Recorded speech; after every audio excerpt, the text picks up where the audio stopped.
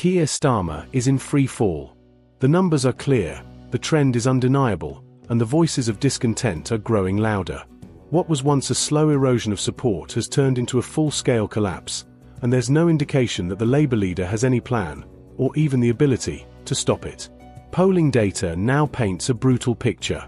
Voters are abandoning Starmer, not in a gradual decline but in an outright stampede. His approval ratings have plummeted to dangerously low levels, with Labour's once formidable lead evaporating before their eyes. And the worst part? This isn't just about public sentiment. His own party is turning against him.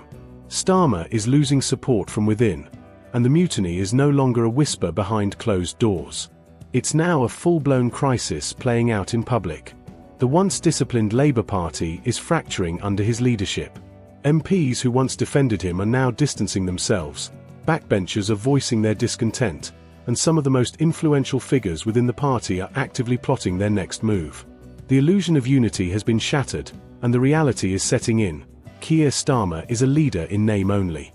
The party is spiraling into chaos, and unless something drastic happens soon, Labour risks heading into the next election in complete disarray.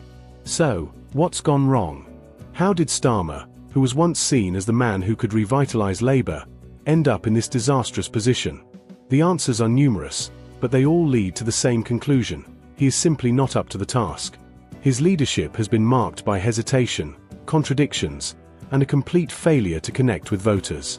The public sees him as uninspiring, a politician who lacks conviction and vision, someone who shifts positions depending on the political wind. And let's not forget the scandals. Yes, plural. The constant missteps, the backtracking, the inability to handle even minor crises. All of it has contributed to a perception that Starmer is weak, indecisive, and incapable of leading Britain. But perhaps the most damaging element of all is the internal rebellion that is now threatening to tear Labour apart. This isn't just about a few disgruntled MPs expressing their frustrations. This is something much more serious. Senior figures within the party itself are actively discussing whether Starmer should be removed. They see the numbers, they hear the frustration from their own constituents, and they know that keeping Starmer in charge could cost them the next election. There is blood in the water, and the sharks are circling.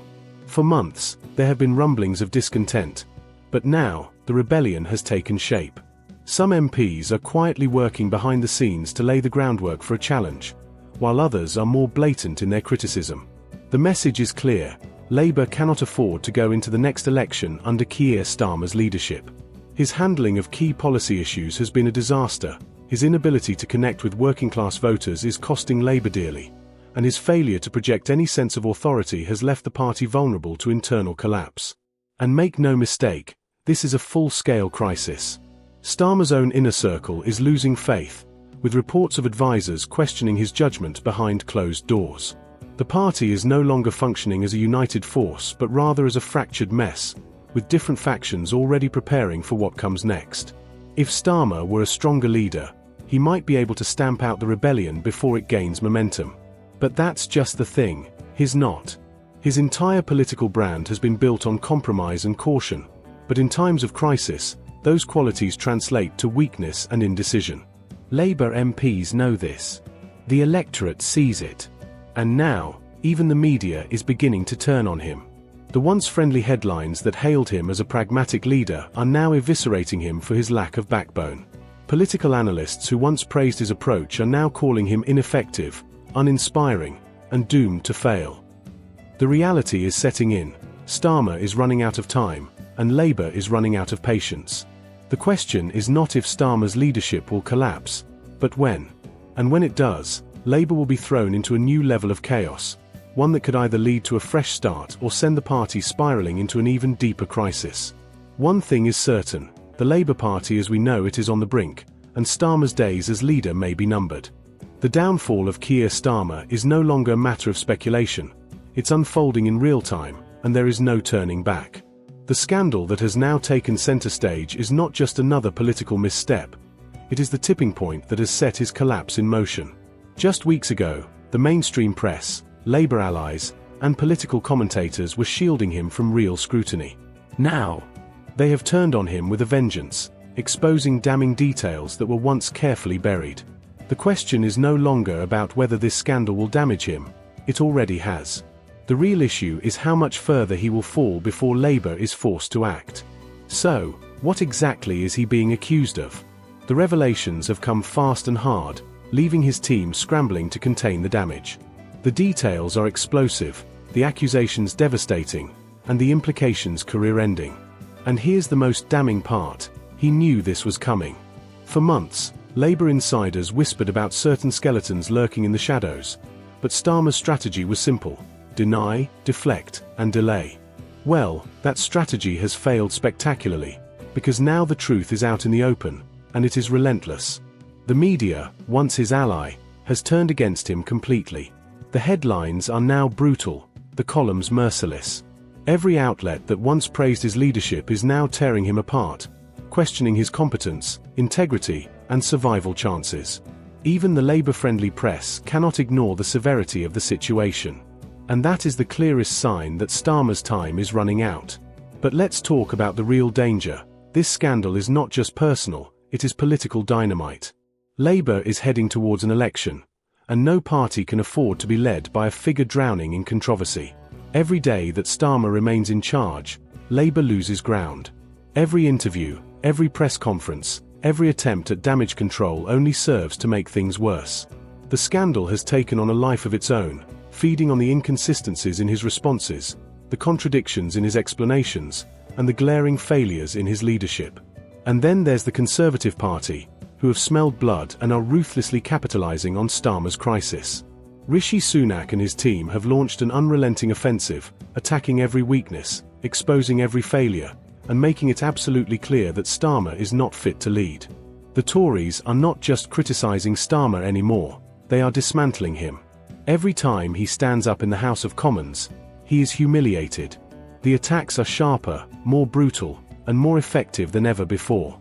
Sunak, once struggling to find his footing, now commands the chamber with ease, turning every Prime Minister's questions into a public trial of Starmer's leadership. The Labour leader stumbles, fumbles, and fails to land a single decisive blow. And the public is watching. The optics are devastating: a leader who cannot even defend himself, let alone a nation. The Conservative strategy is clear and lethal: make Starmer the issue, frame him as weak, incompetent, and untrustworthy, and ensure that Labour collapses under his leadership. And it's working. The polling data is shifting, the momentum is swinging, and the Tories are picking up support from disillusioned voters who once saw Labour as the only alternative. This is not just about Starmer's personal survival anymore, this is about the fate of the Labour Party. MPs who once backed him are panicking. Some are openly criticising him, while others are quietly plotting his replacement. There is a growing consensus among Labour's power players that Starmer cannot lead them into the next election. But the biggest problem? Starmer refuses to step down. Despite the scandal, the humiliation, the internal revolt, he clings to power. His allies insist that he can ride out the storm, but the numbers don't lie. He is sinking, and he is dragging Labour down with him.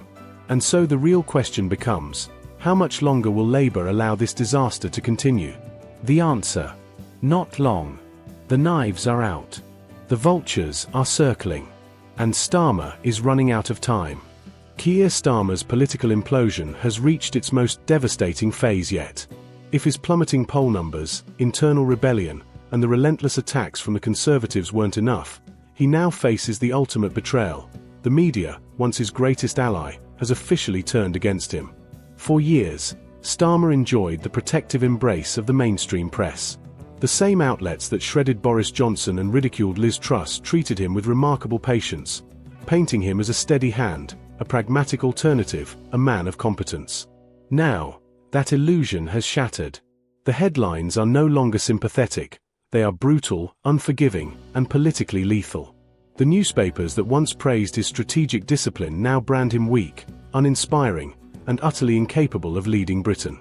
His leadership has been torn apart in opinion columns, with writers who once defended him now openly calling for his resignation. And this is where the real danger lies. Political leaders don't just fall because of bad polling or party infighting. They fall when they lose the media. Once the press decides that a politician is doomed, the narrative becomes unstoppable. Every mistake is magnified, every misstep is analyzed to death, and every attempt at damage control only accelerates the decline. It is a political death spiral, and Starmer is deep in it. Journalists who used to give him the benefit of the doubt now describe his leadership as directionless, visionless, and devoid of purpose. Once, they lauded his calm, measured approach. Now, they mock him for lacking passion, for failing to inspire, for being a politician without a core. And it's not just the conservative press leading this charge. Labour-friendly media outlets have joined the pile-on. That is the surest sign that the tide has turned for good. This shift in coverage is not an accident. The media is reacting to a deeper truth. Starmer's leadership is now a liability to Labour. He was supposed to be the man who could bring the party back to power, but now, he is seen as the biggest obstacle to that goal. The press has calculated that he cannot win, and in the ruthless world of politics, that means his days are numbered. And inside the Labour Party, the knives are out. The whispers of discontent have turned into open discussions about who should replace him. Emergency meetings are being held behind closed doors, as senior figures scramble to find a way out of this crisis. The party is facing a stark choice: stick with Starmer and risk electoral disaster, or remove him now and attempt to salvage the situation before it's too late. The succession talk is no longer speculative, it's actively happening. Names are being floated. Strategies are being drawn up. Starmer's own allies sense the shift and are now positioning themselves for the inevitable. They won't say it publicly, not yet, but behind the scenes, the conversation is clear. Labour needs a new leader, and they need one fast. Starmer himself knows this. He can see the headlines. He can feel the pressure. But will he go willingly? That is the final question. Will he step aside in an attempt to save face, or will he cling to power, dragging Labour down with him? If history is any guide, leaders in his position rarely step down voluntarily. They fight to the bitter end, convinced that they can turn things around, oblivious to the fact that their fate has already been sealed. And so, Britain stands on the brink of yet another political shake-up. The opposition, once confident of a path to power, is now engulfed in crisis. The ruling Conservatives, once on the ropes, have seized the moment. The media has chosen its narrative. And Starmer, abandoned, embattled, and politically wounded, is running out of time. The collapse is imminent. The only question left is, how long until Labour finally makes its move?